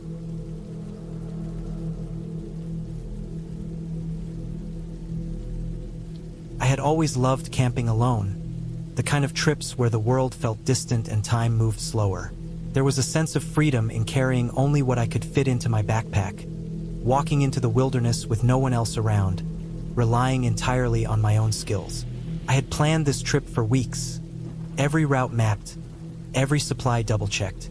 I wanted to go somewhere remote, somewhere far enough from roads and towns that I could truly disappear into the forest for a few days. The weather forecast had been perfect: cool nights, clear skies, and no rain. I had my tent, my sleeping bag, a stove, and enough food to last me a week. My goal was simple: hike in, set camp near a river, fish if I could, and spend nights under the stars. Nothing could go wrong, or so I thought. The first day went smoothly. I parked my car at the last trailhead and started the hike early in the morning. The air smelled clean, earthy, and slightly wet from the previous night's dew. My backpack was heavy, but I was used to the weight. The trail was narrow and winding, lined with tall pines and thick undergrowth. Birds called occasionally from the canopy, and I caught glimpses of squirrels darting between trees. By noon, I had reached a small clearing where I decided to stop for lunch. I unpacked a sandwich and a bottle of water, letting the quiet of the forest fill the gaps between each bite. There was a sense of peace that only came from isolation. No phones, no people, no noise other than nature. I tried to memorize that feeling, imagining I could carry it with me back into my everyday life. After lunch, I continued deeper into the forest. The trail became less defined, turning into a rougher path marked only by occasional cairns or blazes on trees. I had brought a map and compass, and I checked them often, making sure I wasn't wandering off track. The further I went, the denser the forest became.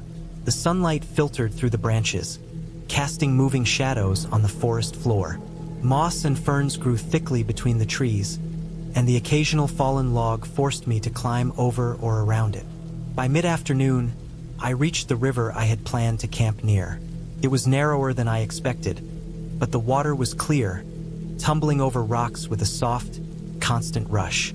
I scouted the area for a flat spot and eventually found a small clearing with enough room for my tent, sheltered slightly by trees but close enough to the water to hear it from inside. It was perfect. I set up my tent carefully, staking it into the ground and laying my sleeping bag neatly inside. Then I collected some dry wood from the surrounding area, stacking it carefully to keep it dry for the evening fire.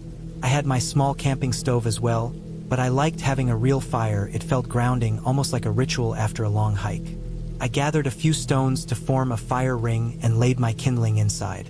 Everything seemed normal, quiet, calm. I thought about how much I loved being out here alone, how safe it felt despite the wilderness around me. The sun started to dip behind the trees, the sky shifting from blue to shades of orange and pink. I cooked a small dinner on the stove, a simple mix of rice and canned vegetables, and ate slowly, savoring each bite. As the sky darkened, I built my fire and sat beside it. Sparks flew upward, and the fire crackled loudly in the stillness. That's when I first noticed something odd. I was far from any road, far from anyone else, but I could hear noises, subtle, irregular noises, from deeper in the forest.